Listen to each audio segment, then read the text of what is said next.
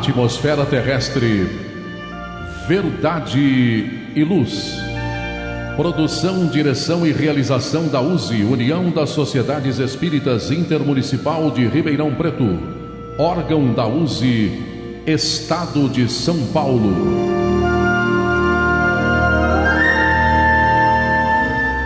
Verdade e luz.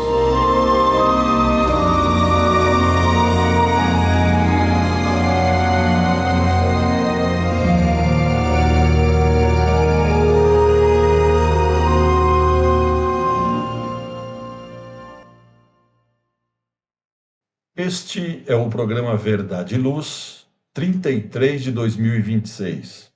Eu, João Boresso, Márcio Luca, Valmir de Lima e Gilberto Silva na parte técnica. Agradecemos a você que nos prestigia com sua audiência pela Web Rádio Verdade e Luz e pelo YouTube. O programa Verdade e Luz tem o apoio da Vischer Seguros, especializada em seguros de veículos, residenciais e pessoais. Ao fazer seguros, consulte sempre a Vischer Seguros pelo telefone 3625-5500. Vischer Seguros, há 25 anos trabalhando pela sua segurança com confiança. Vischer Seguros, telefone 3625-5500. Olá! A Livraria Verdade e Luz reabriu. Atendemos pelo WhatsApp 16 92000 3870 com delivery. Enviamos os livros para você. Consulte a taxa de entrega. Use Ribeirão, mais perto de você.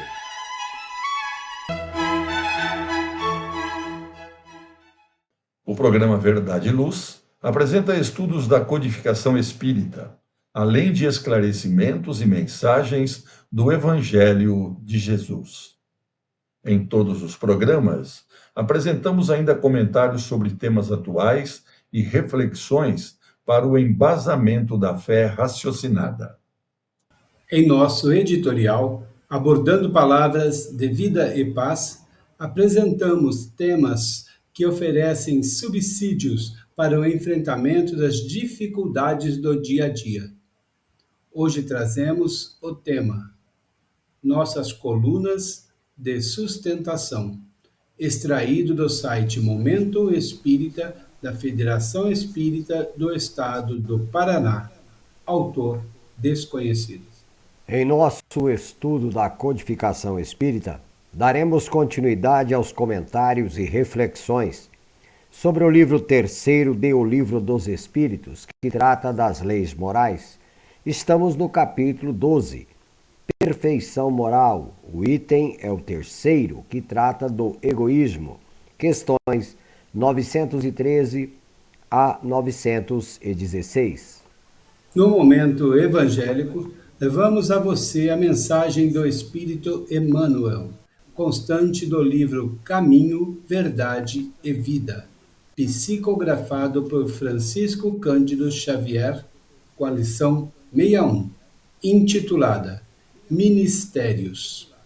No nosso quadro Diálogo à Luz do Espiritismo, nós estamos utilizando o livro O Consolador, pelo Espírito de Emmanuel, psicografia de Francisco Cândido Xavier. O capítulo é o que trata de ciências, o item é a física. Agradecemos sua audiência e enviamos a você nossas fraternas vibrações de paz. Verdade e Luz. No programa Verdade e Luz, o editorial A Opinião Espírita. No editorial do programa número 36, programa Verdade e Luz, 33 de 2026, nós trazemos um editorial que extraímos do Momento Espírita, da Federação Espírita do Estado do Paraná, e tem como título Nossas Colunas de Sustentação.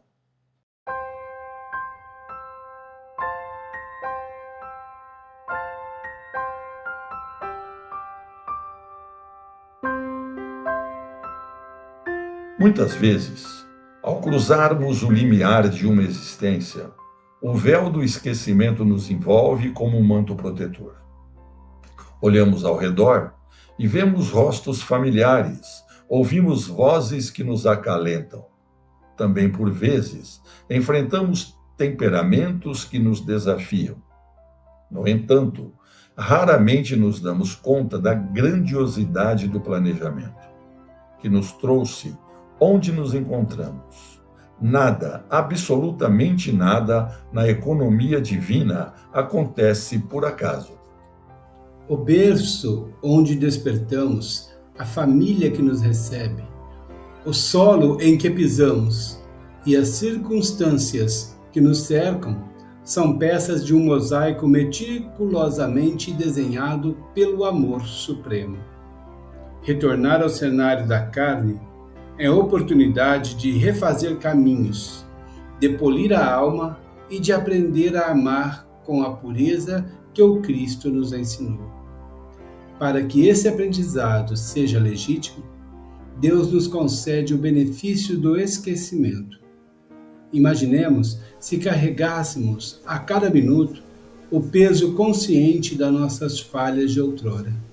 O remorso seria um fardo pesado demais, uma âncora a nos prender ao passado, dificultando-nos decisões e ações. O esquecimento é a liberdade que nos permite agir com espontaneidade, permitindo que o nosso eu de hoje construa uma nova história, sem o martírio constante da culpa. É verdade que voltamos para o convívio daqueles com quem temos contas a ajustar.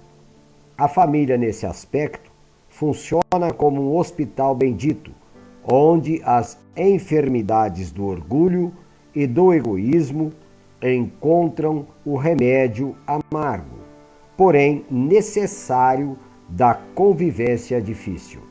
Mas a justiça divina é, acima de tudo, equilíbrio e misericórdia. Por isso, não renascemos apenas entre opositores ou corações feridos por nossas ações passadas. Junto de nós, retornam também os nossos grandes amores, espíritos que em séculos passados entrelaçaram suas luzes com as nossas. Algumas dessas almas pediram para estar conosco, se voluntariaram para dividir o pão e o teto, a fim de serem o nosso ponto de apoio quando as forças nos parecerem minguar. Percebamos que, entre os desafios do cotidiano, existem essas colunas de sustentação. Pode ser o pai que oferece o conselho prudente, a mãe cujo abraço tem o condão de curar qualquer ferida, o irmão confidente das horas incertas, que vibra na mesma frequência da nossa alma. Esses amores são as mãos invisíveis de Deus que nos sustentam na jornada. Eles são o repouso na tempestade. São os que enxergam a nossa essência para além dos nossos erros e limitações temporárias. São esses afetos que nos auxiliam a galgar, degrau a degrau, a escada da perfeição, transformando o resgate penoso em uma caminhada de aprendizado compartilhado. A família é um ponto de encontro de almas que, entre sorrisos e lágrimas, tecem a rede de proteção que nos mantém de pé. Ela é a prova de que o amor é a força que tudo vence e que ninguém, absolutamente ninguém, caminha sozinho.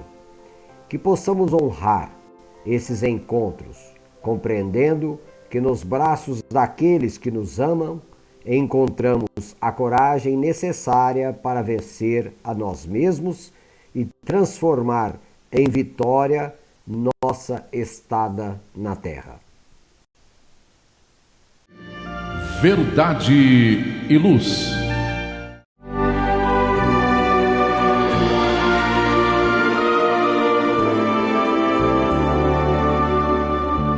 O Livro dos Espíritos apresenta um manancial rico de valores morais, indicando o caminho correto para a humanidade superar as suas dificuldades. Marco inicial e pedra fundamental do Espiritismo, o Livro dos Espíritos contém os princípios básicos da doutrina espírita. Valiosa oportunidade de estudar sobre a imortalidade da alma, de onde viemos e para onde iremos, a natureza dos espíritos e suas relações com as pessoas, as leis morais, a vida futura e o porvir da humanidade. A partir desse momento, no programa Verdade e Luz, estudando o Livro dos Espíritos.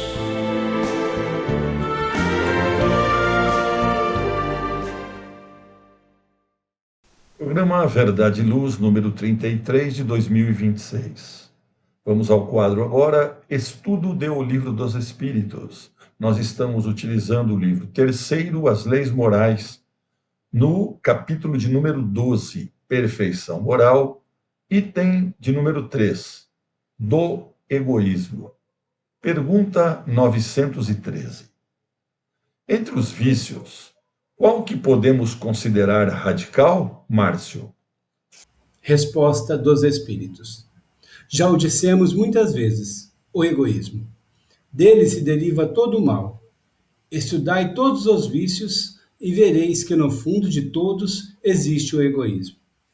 Por mais que luteis contra eles, não chegareis a extirpá-los, enquanto não os atacardes pela raiz, enquanto não lhes houverdes destruído a causa.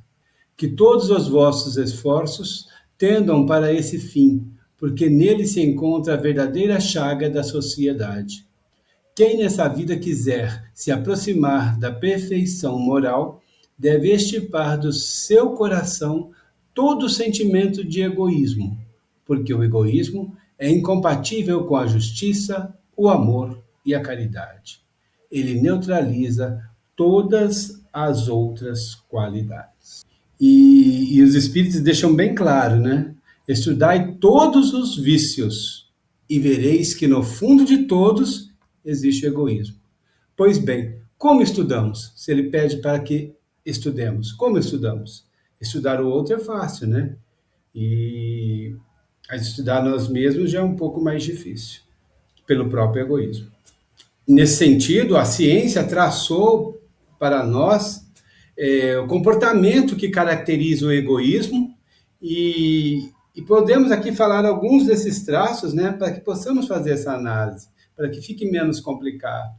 A ciência nos diz que características do egoísmo, por exemplo, são, em nós, amor próprio muito acentuado. Próprio, né, já vem de propriedade, né? É meu. Né? Amor próprio muito acentuado, onde nos contrariamos por qualquer motivo.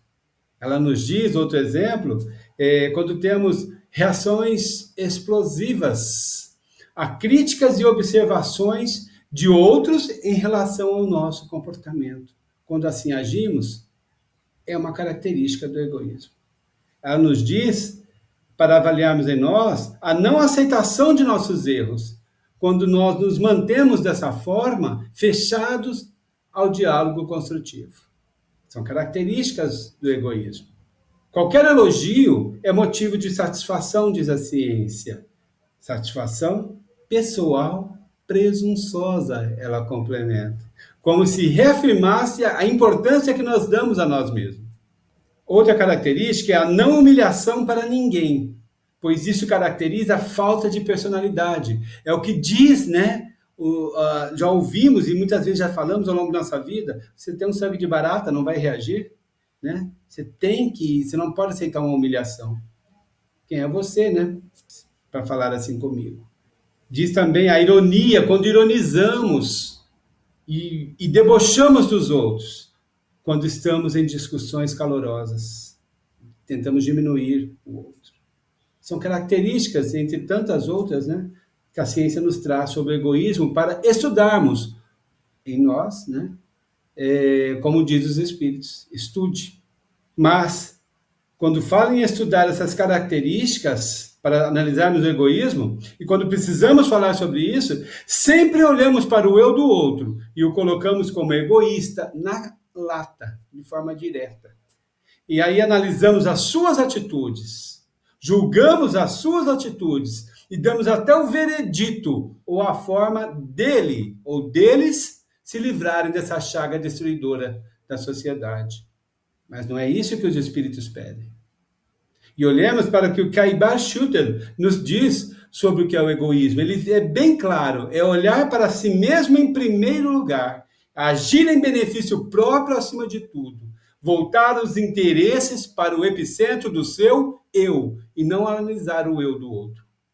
Então, olhando tudo isso e pegando o Caibar Schutter para estudarmos como pede os espíritos sobre isso, olhemos para as nossas escolhas e atitudes e façamos reflexões. Se algumas delas, ou todas, ou uma, não importa, das características que a ciência nos trouxe da personalidade egoísta, que vemos no outro, julgamos e damos veredito, se elas não fazem parte realmente das nossas escolhas. Essa autoanálise, a autoeducação.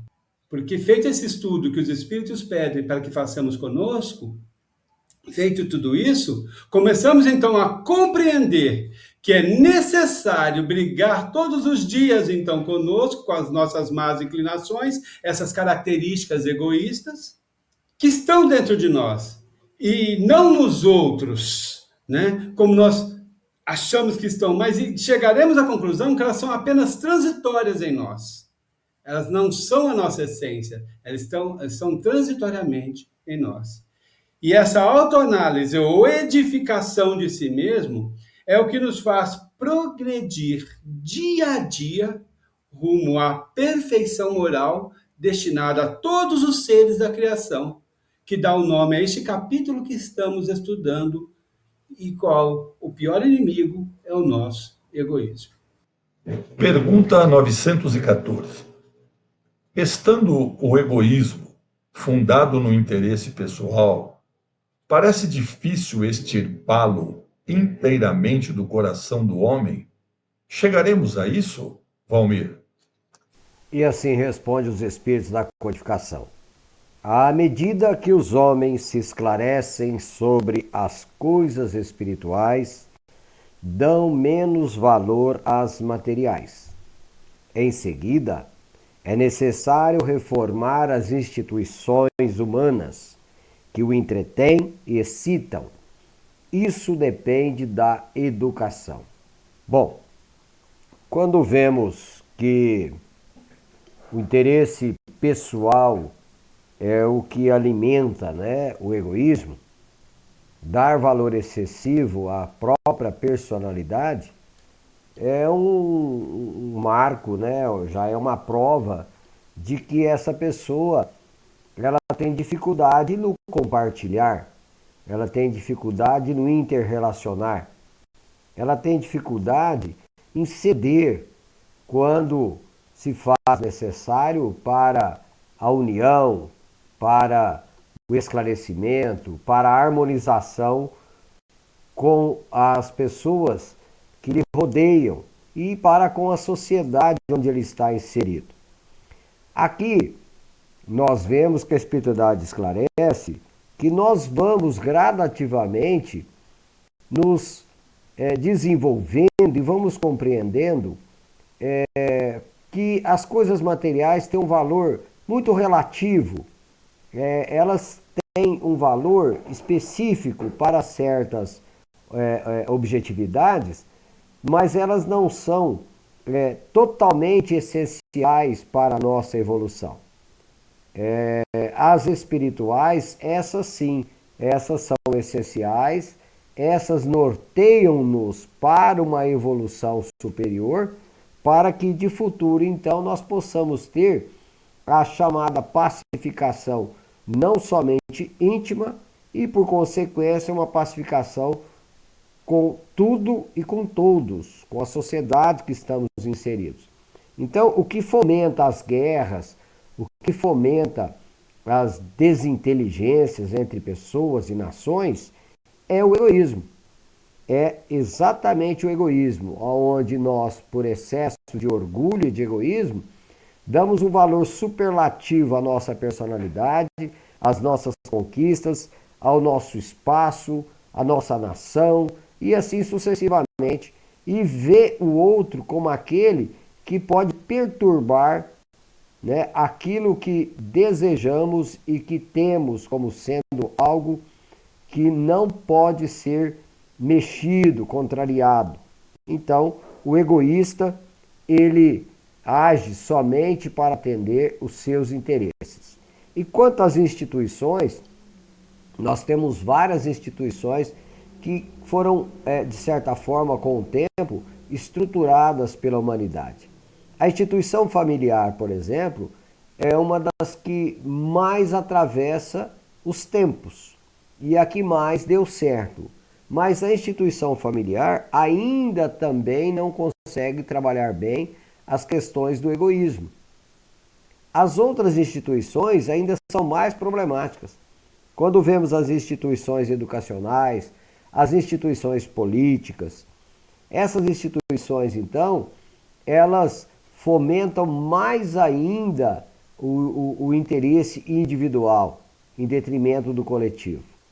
É comum vermos, por exemplo, as instituições políticas sendo dilapidadas, utilizadas como meio de cada vez mais sobrepujar, humilhar, causar dano à sociedade que colocou esse indivíduo lá para atender aos reclamos da sociedade. Quando ele chega a esse patamar, ele esquece que ontem ele fazia parte dessa sociedade e desejava transformá-la em uma sociedade mais justa. Mas quando os interesses do egoísta falam mais alto, ele simplesmente, num átimo, esquece a realidade anterior. Então as instituições religiosas também são egoístas, também entretêm o egoísmo. Quando nós acreditamos que somente a nossa religião é detentora da verdade, nós passamos a agir de maneira absoluta, desrespeitosa ao nosso semelhante, e isso é uma ação egoísta, né? Frente ao semelhante que pensa diferente, que crê diferente. Então nós vemos que as instituições humanas, como é observado aqui pelos espíritos, elas precisam ser reformadas, precisam serem totalmente modificadas na sua estrutura que as move e que as entretém. É lógico que essas instituições, elas se formaram pela individualidade, pelo homem, como observou o Márcio, e sendo ainda um espírito de terceira categoria, estando encarnado em um planeta de expiação e provas, é lógico que as suas instituições são falíveis, são frágeis, são instituições que são mantidas por esse padrão mental e comportamental egoístico. Então, enquanto não houver mudanças radicais no comportamento e na mudança de raciocínio em relação a tudo e a todos, nós ainda não conseguiremos extirpar esse vício radical que ainda faz parte da humanidade. João. Voltaremos aos nossos comentários depois de um breve intervalo. Verdade e Luz. Olá, a Livraria Verdade e Luz reabriu. Atendemos pelo WhatsApp 16 920003870 com delivery. Enviamos os livros para você. Consulte a taxa de entrega. Use Ribeirão, mais perto de você.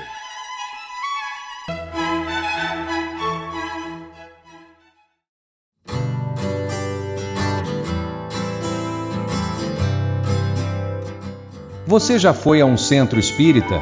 O centro espírita é uma escola onde podemos aprender e ensinar, espalhar o bem e exercitar a solidariedade.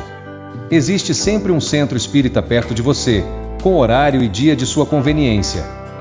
Faça parte de um centro espírita. Aprenda a dividir, a estudar junto, a trocar sorrisos e experiências. No centro espírita você encontra amigos e faz mais amigos. Respeita as diferenças e aprimora os seus conhecimentos.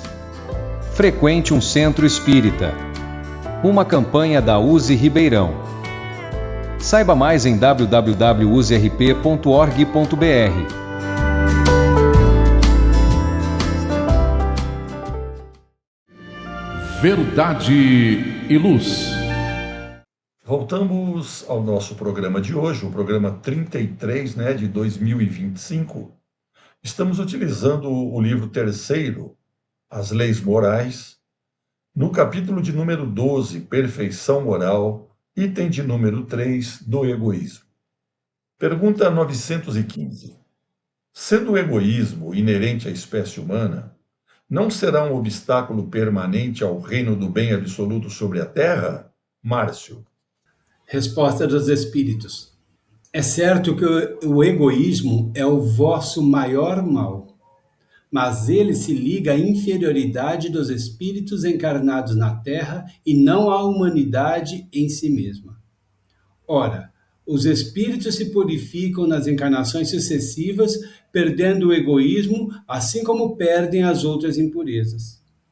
Não tendes na terra algum homem destituído de egoísmo e praticante da caridade? Existem em maior número do que julgais, mas conheceis poucos, porque a virtude não se procura fazer notar. E se há um, por que não haverá 10? Se há 10, por que não haverá 1000 e assim por diante? Respondem os espíritos. Eles já disseram, que o egoísmo se liga mais à inferioridade nossa, moral nossa, aos espíritos de terceira ordem do que a humanidade em si, aos espíritos de terceira ordem. Que é a principal característica, orgulho e egoísmo são as principais características de nós, espíritos de terceira ordem. Mas em cima disso, e no geral sobre a humanidade, nós temos a ciência, de que todos somos filhos de Deus. E João nos trouxe que Deus é amor, não é isso? Nós aprendemos. Somos, então, em essência, amor. Somos filhos de Deus. Então, podemos concluir que o estado de egoísmo, então, é transitório, porque, essencialmente, somos filhos de Deus, em essência, somos amor. A humanidade em si. Então, estamos egoístas, estamos em transição, com esse sentimento não muito interessante, a chaga da humanidade. Então, podemos concluir que ele é transitório, e esse sentimento, o qual vamos deixando a cada reencarnação, como diz os Espíritos. E vamos, a cada reencarnação, tirando, eliminando o egoísmo, esse estado transitório, até assumirmos a nossa essência, que é amor. Nesse processo das encarnações sucessivas e busca da perfeição moral, que é o tema desse capítulo, e a destinação de todo ser da criação, o egoísmo pode ser considerado, assim, como uma roupa velha e inútil. Uma roupa que nós conservamos e gostamos e temos o orgulho de utilizá-la. Aí vai falar, mas orgulho não é coisa boa? Nunca foi, Se fosse Jesus, não teria pronunciado o amor, teria pronunciado o orgulho. Então, é essa roupa velha que nós gostamos de utilizar e temos o orgulho de tê-la e mostrá-la. E só que ao longo das reencarnações, nós vamos tirando essas roupas pouco a pouco. E todos tiram. Uns tiram mais, outros tiram menos. Mas todos tiram a cada reencarnação. Em suma, vamos então retirando, no símbolo dessas roupas, aquilo que nos caracteriza como egoístas. E, ao mesmo tempo, vamos trabalhando as virtudes que nos tornam naturalmente caridosos. Vamos nos desnudando. Durante esse processo, que vamos nos desnudando dessas roupas, que adoramos, o egoísmo, nós vamos retirando também a catarata dos nossos olhos, os olhos da alma. E aos poucos, tirando a roupa, tirando a catarata dos olhos, nós vamos enxergando que existem outros mais como nós, nesse caminho que trilhamos chamado evolução. E nesse caminho que vamos trilhando, tirando a catarata dos olhos, nos desnudando do egoísmo, nós vamos nos tornando caridosos para conosco. Vamos sendo cada vez mais próximos da nossa essência, que é amor, as virtudes em excelência.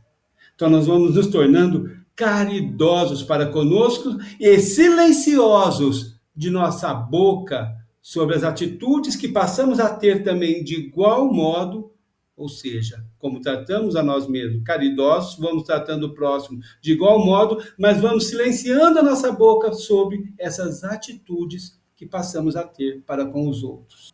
E é nesse momento que compreendemos e entendemos o que os Espíritos disseram sobre os caridosos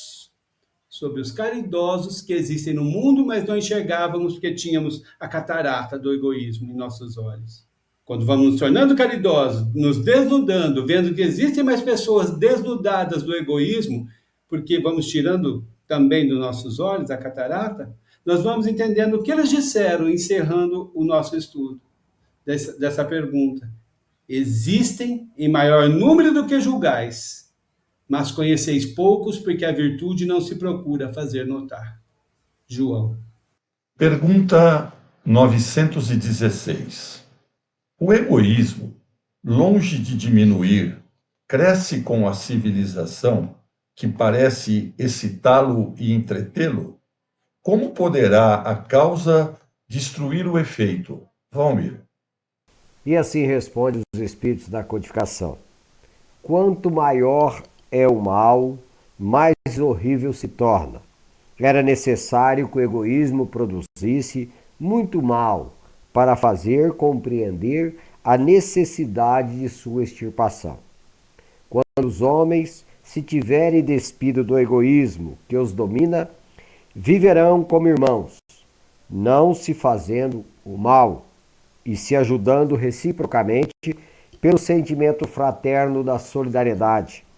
Então, o forte será o amparo e não o opressor do fraco, e não mais serão vistos homens a quem falte o indispensável, porque todos praticarão a lei de justiça. Esse o reinado do bem que os espíritos estão incumbidos de preparar. Bom, o questionamento é justamente que a civilização, longe de diminuir o egoísmo, parece que aumentou o egoísmo entre as pessoas. O acesso fácil hoje que tem a humanidade a tudo aquilo que excita o consumo, o gozo, pode causar, de certa forma, um estado um tanto quanto anômalo, no sentido de que ele não observa aqueles que está ao seu redor.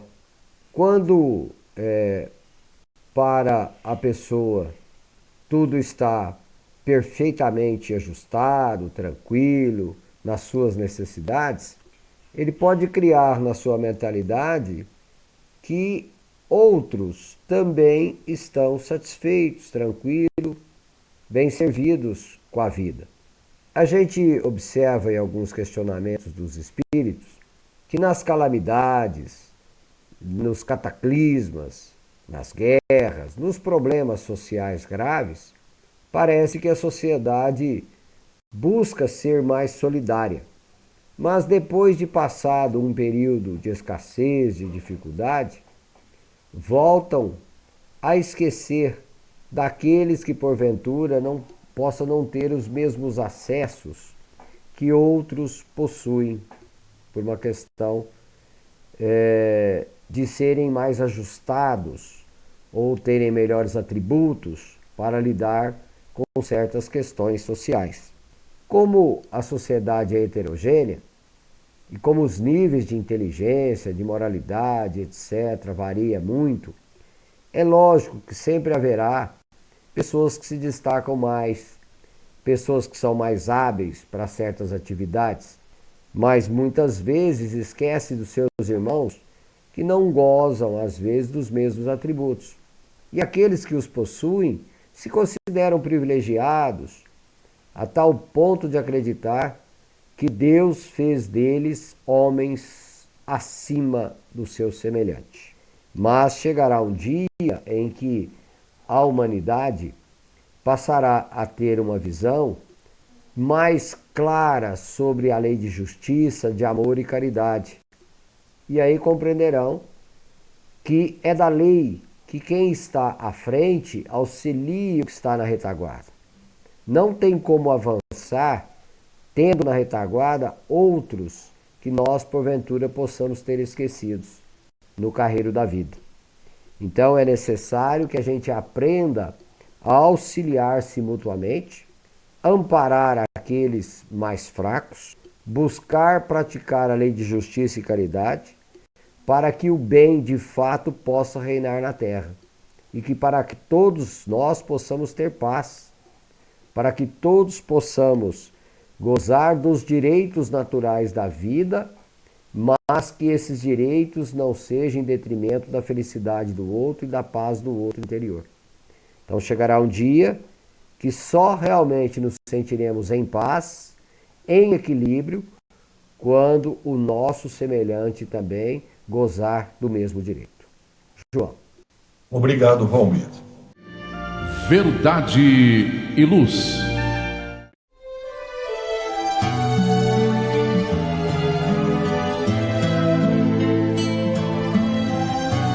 Para você que procura a paz, a alegria e o equilíbrio, nada mais salutar do que as palavras de vida eterna trazidas por Jesus, ensinando a amar a Deus e ao nosso próximo. Tenha todos os dias o seu momento evangélico, lembrando sempre que quem acende uma luz é o primeiro a se iluminar e quem faz o bem vive em equilíbrio. A partir desse instante, Momento Evangélico.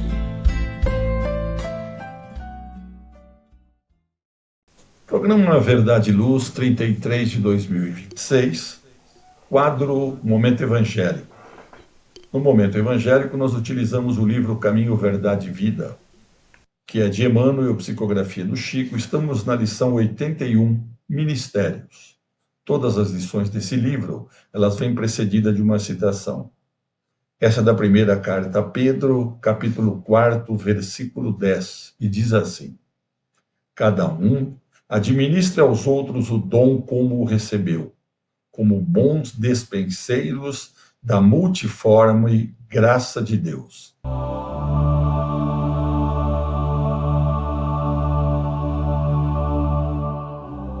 Toda criatura recebe do Supremo Senhor o dom de servir como um ministério essencialmente divino. Se o homem levanta tantos problemas de solução difícil em suas lutas sociais, é que não se capacitou ainda de tão elevado ensinamento. O quadro da evolução terrestre apresenta divisão entre os que denominais magnatas e proletários, porquanto, de modo geral, não se entendeu até agora no mundo a dignidade do trabalho honesto, por mais humilde que seja. É imprescindível haja sempre profissionais da limpeza pública, desbravadores de terras insalubres, chefes de fábricas, trabalhadores de imprensa. Os homens não compreenderam ainda que a oportunidade de cooperar nos trabalhos da terra transforma-os em despenseiros da graça de Deus. Chegará, contudo, a época em que todos se sentirão ricos. A noção da capitalista e operário estará renovada. Entender-se-ão ambos como eficientes servidores do Altíssimo. O jardineiro sentirá que seu ministério é irmão da tarefa confiada ao gerente da usina. Cada qual ministrará os bens recebidos do Pai na sua própria esfera de ação, sem a ideia egoística de ganhar para enriquecer na terra, mas de servir com proveito para enriquecer em Deus. Bom, queridos irmãos, companheiros de programa, né? Suas considerações, Márcio. Que a gente acha que pela denominação, significação que temos no mundo material, ministérios já nos colocam, são ministérios de alguma coisa do Cristo, do Senhor, ou ministério espírita, qualquer coisa que se dê, se acha sempre em grau de importância, como se você fosse alguém que deva ser servido, né? Vamos colocar dessa forma. Mas se formos buscar na origem da palavra, é exatamente o oposto, né? Porque ela deriva de ministério, que quer dizer servidor, criado ou subordinado, e não o termo que nós temos aqui no mundo. É uma coisa totalmente invertida, né? Que exatamente a origem vem de minus, né? Na sua formação, menos e não mais. É o oposto exatamente, quando a gente busca o conhecimento, está lá para todo mundo, hoje em dia com a internet, né? Basta buscarmos, está lá. É o oposto exatamente de mestre, né? Que vem de magis, que quer dizer mais. Portanto, nós invertemos as ordens aqui no mundo material para algo que deveria ser um pouco mais sublime, né? E originalmente, então, ministro era aquele que ocupava uma posição inferior, né? E não superior. Deveria estar servindo a outros, né? Então, essa definição nos lembra o tópico que nós temos no Evangelho, infortúnios ocultos.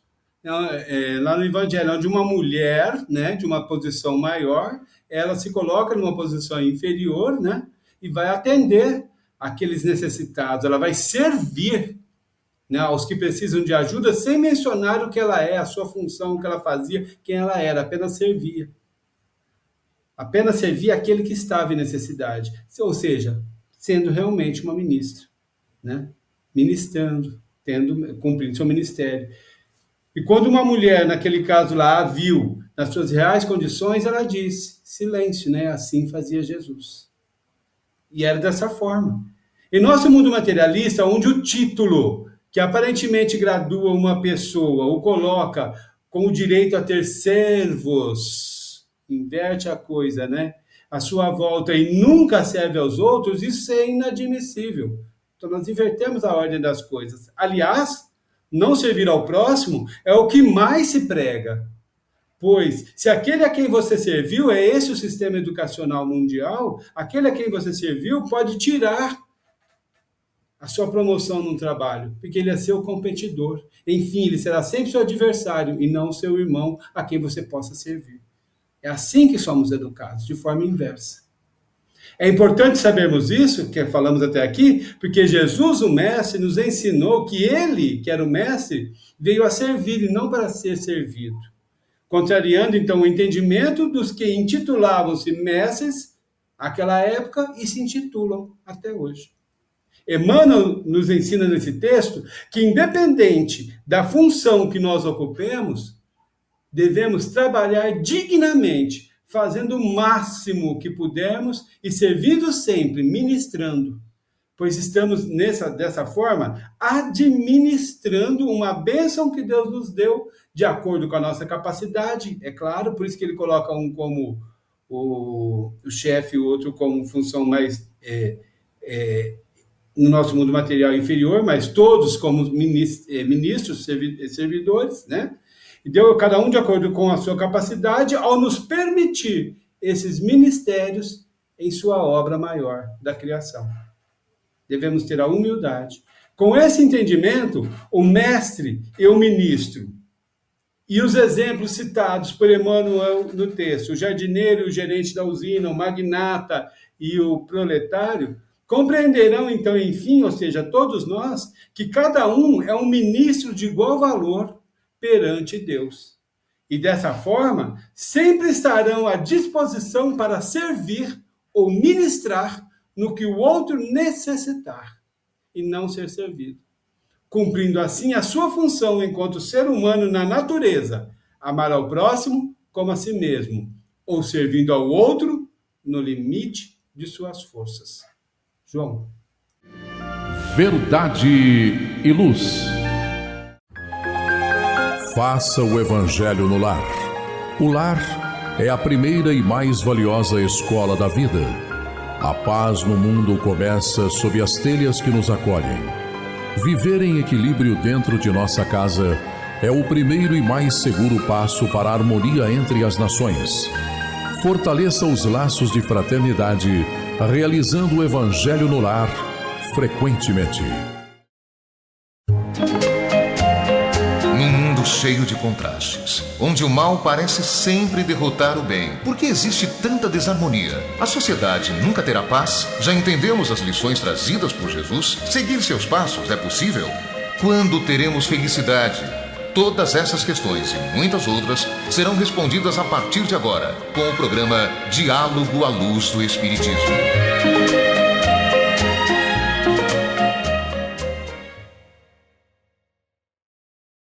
Vamos ao último quadro do nosso programa, Diálogo à Luz do Espiritismo, desse programa 33 de 2026. Utilizamos o livro Consolador, de Emmanuel, psicografia do Chico. Estamos no capítulo Ciência, no item Física. A pergunta: as noções de física conhecidas pelos homens são definições reais ou definitivas? Márcio. Os homens possuem da matéria a conceituação possível de ser fornecida pela sua mente, compreendendo-se que o aspecto real do mundo não é aquele que os olhos mortais podem abranger, porquanto as percepções humanas estão condicionadas ao plano sensorial, sem que o homem consiga ultrapassar o domínio de determinadas vibrações. Mergulhadas nas vibrações pesadas dos ciclos da carne, as criaturas têm notícias muito imperfeitas do universo, em razão da exiguidade dos seus pobres 5 sentidos. É por isso que o homem terá sempre um limite nas suas observações da matéria. Força e movimento, não só pela deficiência de percepção sensorial, como também pela estrutura do olho, onde a sabedoria divina delimitou as possibilidades humanas de análise, de modo a valorizar os esforços e iniciativas da criatura. Ô Valmir, vou passar direto para as suas considerações. Perfeitamente, João. O homem se fia muito nos seus pobres sentidos. E como nós já observamos em outras respostas dos espíritos, que o homem se enche de orgulho, de vaidade, e acredita que ele, dentro das suas medidas, é o detentor de certas verdades. Então ele se condiciona a pensar segundo o seu modo de ver, de ouvir, de quantificar, de qualificar, enfim, de medir, dar dimensão. Mas o homem é limitadíssimo nas suas observações. E os limites são tão estreitos que ele não reconhece esses limites e acredita que ele pode ser a medida das coisas. Com o tempo, com o expandir das competências para observar outras realidades, muitas vezes através de instrumentação mais bem desenvolvida, como os telescópios, microscópios, para ver o infinitamente grande ou infinitamente pequeno, o homem começa então a descortinar realidades que antes, para ele, não existia, pois não vendo, não quantificando, não qualificando, não dimensionando, ele dizia logo não existe. Então, mesmo para as questões espirituais, nós conhecemos muitas pessoas que dizem, morreu, acabou. Ou seja, ele condicionou que o existir está somente nas condições materiais. Decompostos os elementos que constituem a organização física, ele então crê que a morte é o nada.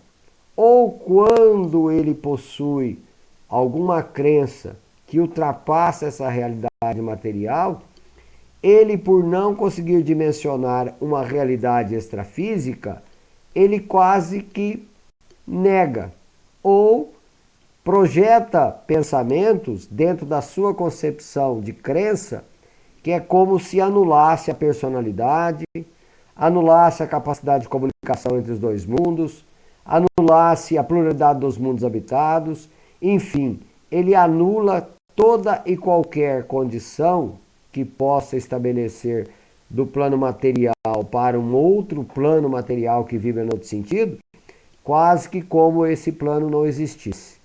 Então, enquanto nós nos desenvolvermos moralmente e intelectualmente para poder perceber outras realidades, não conseguiremos ter o descortinar disso. É preciso evoluir para que as coisas possam ser reveladas ao homem. João. Obrigado, Valmir. Verdade e Luz. Amigos ouvintes e telespectadores, estamos chegando ao final do programa Verdade e Luz, agradecendo aos nossos patrocinadores, lembrando que esse é o programa 33 de 2026. O programa Verdade e Luz tem o apoio da Vischer Seguros, especializada em seguros de veículos, residenciais e pessoais. Ao fazer seguros, consulte sempre a Vischer Seguros pelo telefone 3625-5500. Vischer Seguros, há 25 anos trabalhando pela sua segurança com confiança. Vischer Seguros, telefone 3625-5500. Olá, a Livraria Verdade e Luz reabriu. Atendemos pelo WhatsApp 16 920003870 com delivery. Enviamos os livros para você. Consulte a taxa de entrega. Use Ribeirão, mais perto de você.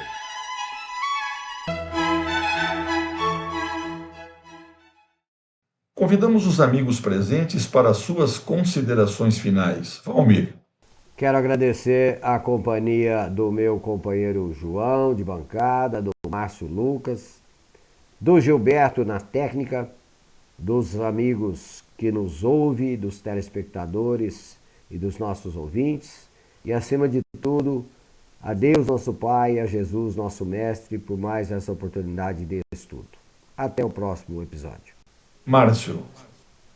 Agradecer a Deus, nosso Pai, por estarmos aqui juntos, harmoniosos em pensamentos, estudando a doutrina, para levá-la ao maior número de pessoas possíveis, não sendo egoístas, não ficando para nós, como é o tema, e levando a todos que podem ter contato com a web rádio Verdade e Luz. Agradecendo aos nossos companheiros de bancada, João e Valmir, e o anjo da guarda lá na técnica, o Gilberto, que sem ele o programa não acontece, não é pela nossa presença, mas pela capacidade técnica dele que o programa acontece. Então, agradecendo a todos e até uma próxima oportunidade.